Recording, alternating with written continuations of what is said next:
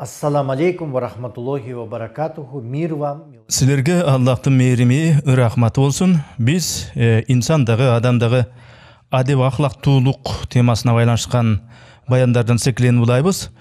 Бүгүнкү тема канкенде адеп ахлактуу, жакшы кулук мүнөздүү боло алабыз. Каждый человек имеет свои недостатки. Ар бир инсанда өзүнүн кемчилиги, кандай бир жетишпеген жактары болот. Бирок албетте аларды оңдоого аракет кылуу керек. Кулук мүнөзүм жакшырсын, ахлагым жакшы болсун деп умтулуу керек.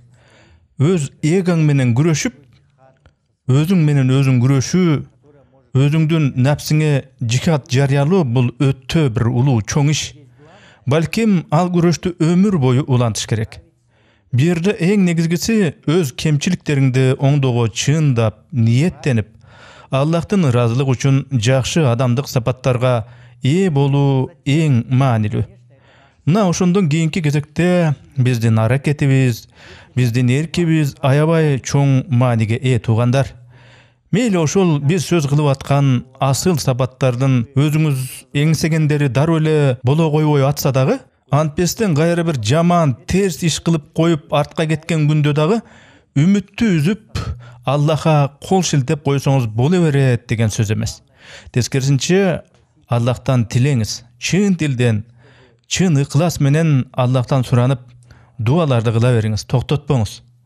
Жардам бергөр деп сураныңыз. Ошондо ырасы менен Аллах субханаху тааля сизге мыкты бир инсан болгонго жардам берет өзү.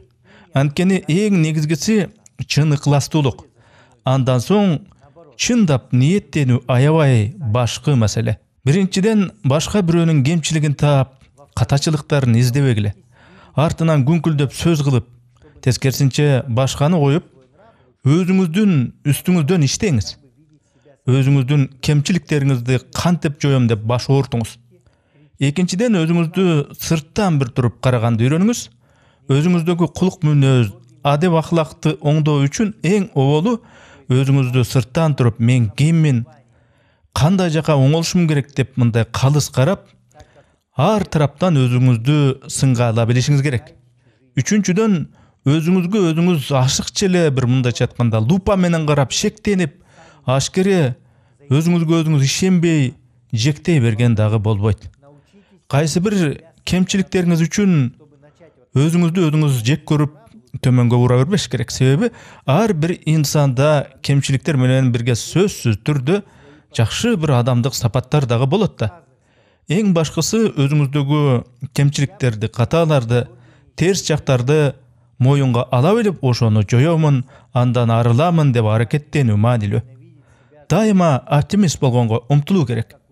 Эң башкы нерсе түпкү бир негизден башташ керек. А түпкү негиз деген эмне? Бул деген жүрөк. Өзүңүздүн жүрөгүңүздөн баштаңыз. Анткени жакшы ак ниет жүрөктүн өзү жакшы иштерди кылганга, жакшы нарктуу кадамдарды кылууга жол ачат.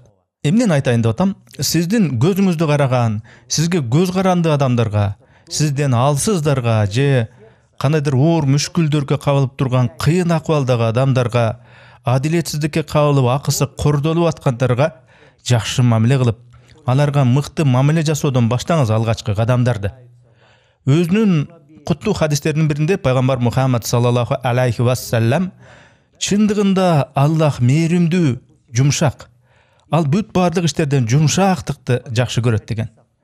Башкача айтканда, ар иште мээримдүүлүк, илбериңкиликтин маанилүүлүгү, жумшактыктын зарылдыгы айтылып атат. Мен силерге өз жашоомдо туш болгон төмөндөгүдөй окуяны мисалдатып айтып бергим келип атат. Менин бир таанышым бар эле. Динден таптакыр алыс болчу, чоочун эле тааныбаган бир мусулман адамдын таасиринен улам, жардамынан улам, ыйманга келип, дин жолуна түшкөн.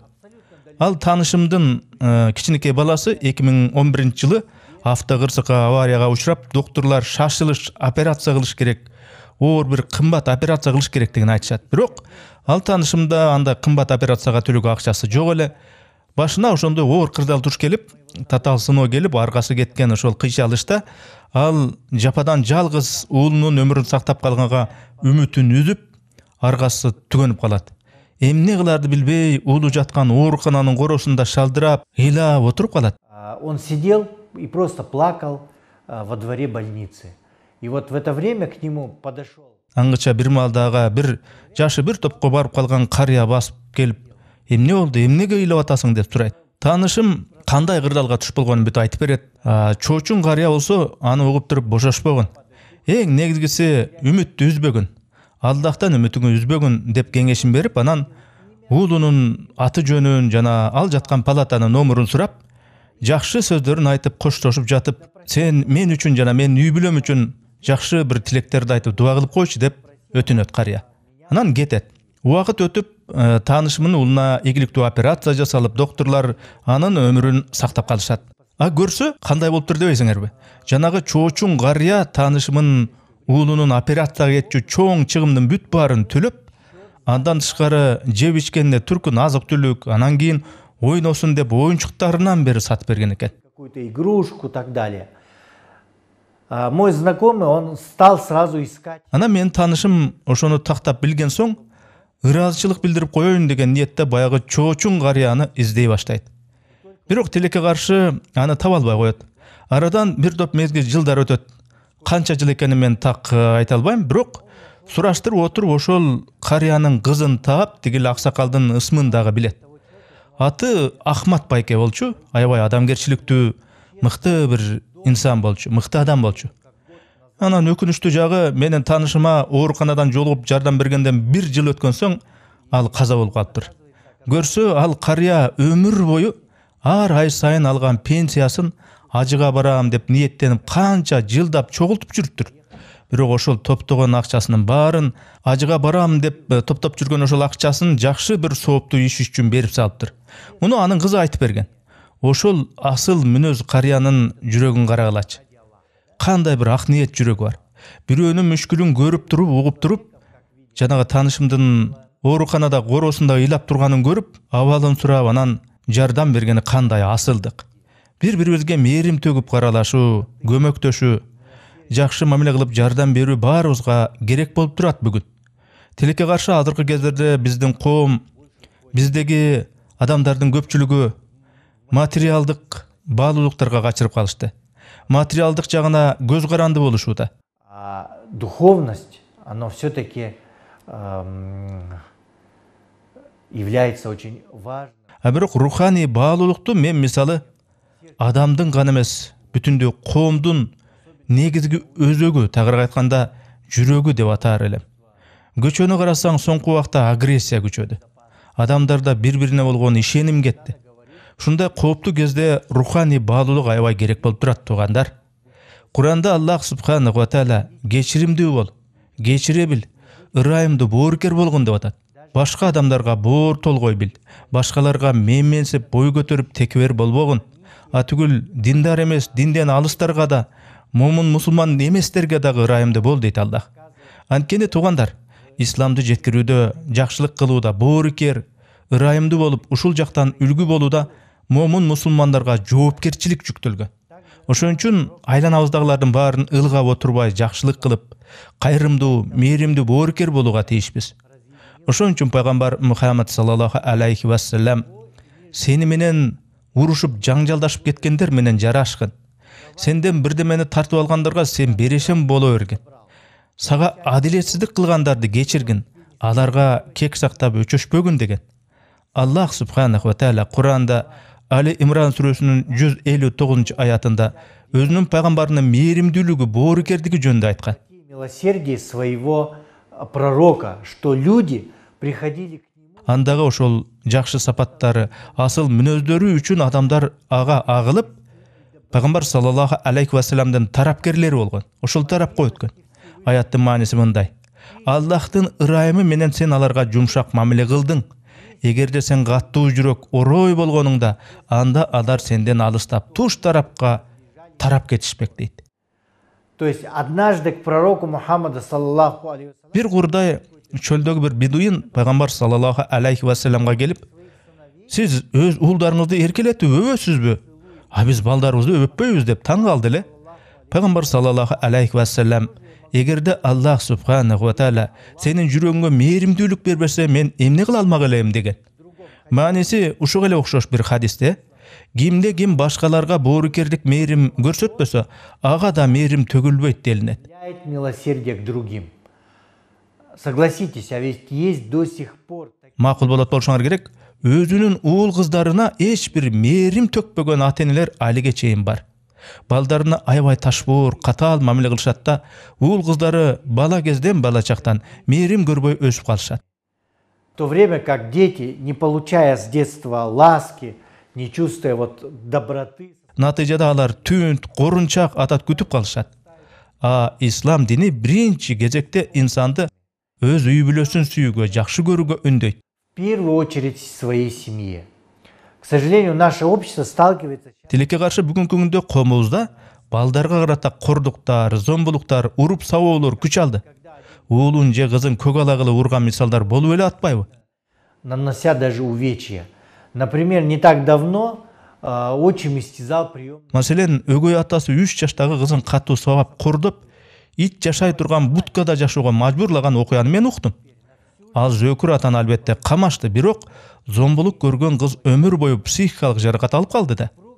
Пайгамбарыбыз Мухаммад саллаллаху алейхи вассаламдын аялы Айша радиаллаху анха эскерет.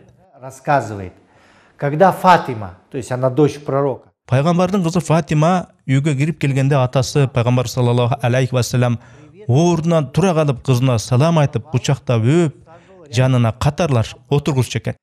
А если он заходил к ней, то она, наоборот, поднималась. Ал эми Аллахтын элчиси саллаллаху алейхи вассалам кызына кирип калса, кызы ордунан туруп, атасынын колунан кармап салам берип өп, анан атасын жанына отургузар эле дейт. Во время его предсмертной болезни Пайгамбар саллаллаху алейхи вассалам каза болорго жакын ооруп төшөктө жатканда кызы Фатима ага киргенде, кызына кош келгениң деп өптүр.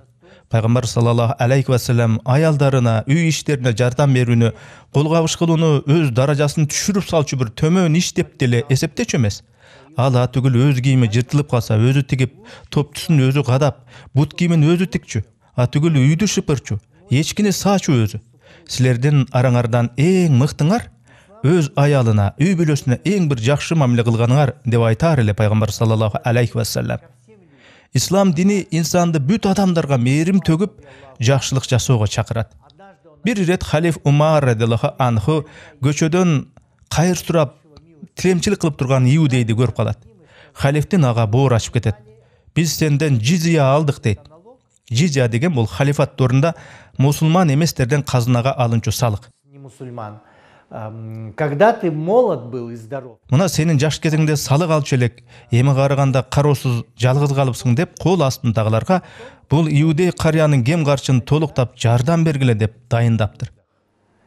и, например, когда Израиль сейчас Мына мисалы азыркы чакта Израиль өлкөсү палестиндерди кырып геноцид кылып атканын көрүп, кайрымдуулук фонддору аркылуу ал жактагы аялдарга, балдарга, карыларга, муктаждарга жардам чогултуп атсак, жөнөкөй адамдарыбыз, пенсионерлер, карапайым үй бүлөлөр ар кимиси колдон келишинче акча берип чогултушту. Ал акчага дары-дармек, азык-түлүк сатып алдык. Палестинага, Газага жардам чогултуу акчасынын алгачкы эле күнү на помощь Палестине в Газе, вдруг неожиданно для нас нам позвонили из... бир маалда эле бизге Орус православдык, мына Бишкектеги Орус православдык епархиясынан чиркөөдөн чалышып, чиркөөгө келген христиан адамдар өз ара чогулткан акчаларын Газадагы жабыркаган элге берип коелу дедик эле дешти. Көрдүңөрбү, христиандар чын ниети менен, ак тилеги менен Газадагы элге жардам берели, ошол жактагы муктаждарга көмөк кылалы дешиптир. Болбосо палестиндиктер, Палестина калкы христиандар эмес да, алар башка динди, мусулманчылыкты тутунушат го. Улутудагы башка мусулман арабтар эмеспи? Биздин пайгамбарыбыз Мухаммад саллаллаху алейхи вассалам мынтип айткан: لا تؤمنوا حتى تراحموا وقالوا إنما رحيم. О, момундар, ырайымдуулук, жакшылык кылмайынча, боорукерлик кылмайынча ыйман келтирбегиле деди. Аны угуп турган сахабалар, биз баарыбыз бири-бирибизге боорукерлик, жакшылык кылабыз дешти. Ошондо Аллахтын элчиси саллаллаху алейхи вассалам: "Жок, мен ал боорукерликти айтып атканым жок. Мен бүткүл адамдарга жакшылык, боорукерлик кылгыла деп атам" деди. Ко всем людям. То есть ко всем людям. Башкача айтканда, туткан динине карабай, Кудайга ишенер коёруна карабай, улутуна же социалдык акыбалына карабастан баардык адамдарга мээримдүү болгула деп атат. Ананда ислам дини деген бизге бүт баардык инсандарга, адамдарга гана ырайымдуу боорукер болууга эмес, жан жаныбарларга, тирүү жандардын бүт баарына мээримдүү болгула дейт. Анткени жан жаныбар, айбандарга мээримдүү болуу бул өтө маанилүү нерсе. Анткени инсандарга көз каранды болгон жан жаныбарларга ташбоордук мамиле кылынчу болсо, алардын акысына кирип кор кылса, акыретте ошол адилетсиздиги, жаман мамилеси үчүн баары бир жооп берүүгө туура келип калат. Ал эми жан жаныбар айбандарга жакшылык кылынса, мээримдүүлүгүн көрсөтсө, жасаган күнөөлөрү кечирилет деген жактар да бар. Буга карата конкреттүү далилдер, ишенимдүү хадистер дагы бар. Пайгамбар саллаллаху алейхи ва саллям айткан: кимде ким тек бир оюн үчүн, ыракат үчүн чымчыкты өлтүрчү болсо, сурак күнү, кыямат күнү байкуш ошол чымчык Аллах субханаху ва тааляга кайрылып, могул баланча деген киши мени жөн гана көңүл ачуу үчүн өлтүргөн эле деп даттанат экен. Ошондой эле Аллахтын элчиси саллаллаху алейхи ва саллям жан жаныбарларды бири-бири менен уруштуруп көңүл ачууга тыюу салган. Исламда мисалы иттерди уруштурууга же короздорду уруштурууга дагы тыюу салынат. Анткени так мына ушул сыяктуу жан жаныбарларды уруштурмайлар Аллахтын жараткан жандыктарын келекелөө, кор кылуу деп саналат. Андан тышкары пайгамбар саллаллаху алейхи ва саллям тирүүлөө жандыктарды тек бир көңүл ачып, ыракаттануу үчүн жаа менен атууга тыюу салган. В одном из хадисах также он Ал өзүнүн хадистеринин биринде жан жаныбарларга ташбоордук менен мамиле кылууга тыюу салган. Биздин пайгамбарыбыз Мухаммад саллаллаху алейхи ва саллям үйүндө өзүнүн мышыгына аябай бир залимдик кылган бир аялдын окуясын мисалдаткан. Ал аял мышыгына тамак, азык дагы бербестен, же ал мышыкты өз азыгын өзү таап жесин деп сыртка кое берип койбостон байлап койчу экен. Бир күнү ал мышык ошентип өлүп калыптыр. Ошол кыянатчылык үчүн ал аял тозокко түшкөнүн айткан пайгамбар саллаллаху алейхи ва саллям.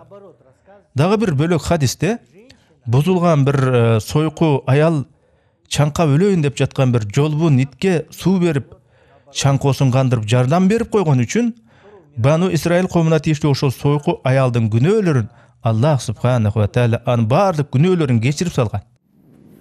Спасла от жажды, и эта женщина была блудницей из Бану Исраил. Ал аял жолдо чаңкап өлөйүн деп жаткан итке өзүнүн бут кийимин чечип, суу берип койгон үчүн күнөөлөрү кечирилип атат. И напоила собаку из своей туфли, достала воду, да? Набрала воду в своей туфлю и напоила собаку. То есть сподвижники удивились. Пайгамбар саллаллаху алейхи ва саллямдын айтып берген ушул хадисин сойку аялдын итке суу берген окуясын угуп болушуп, сахабалар таң кала: "О Аллахтын элчиси, я Расулуллах, кайсы бир жан жаныбарга, айбанга биз дагы жардам берсек, биз деле соопторго, Аллахтын сыйлыктарына ээ болобузбу?" деп сурашты эле. Аллахтын элчиси саллаллаху алейхи ва саллям: "Бүт баардык жандуу аттууларга жардам берсеңер, сыйлыкка, соопко татыйсыңар" деди.